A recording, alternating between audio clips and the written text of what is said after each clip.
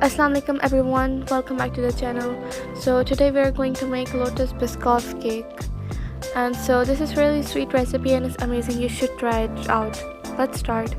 First you will need half liter of milk and make it boil like this. Add 4 tablespoons of sugar or according to your taste. Now 3 tablespoons of custard powder has been taken here, and add milk to make it liquidy and make sure there are no lumps in it. Like this.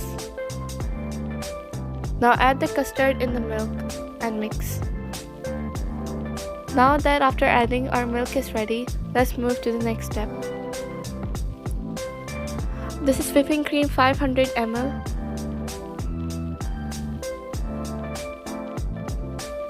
Now after beating it, add icing sugar as much as you require according to your taste.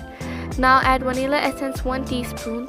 And this is the Biscoff spread that we're adding in of Lotus. Now mix well, and you can see it's getting puffy and now it's ready. This is the custard. Now add the custard in the whipping cream and keep beating until it mixes thoroughly. Now that it is ready, let it cool down. Now these are 2 biscuits of Lotus. This is how it looks like. Now take the pan or anything you want to make it in and place the biscuits like this as shown.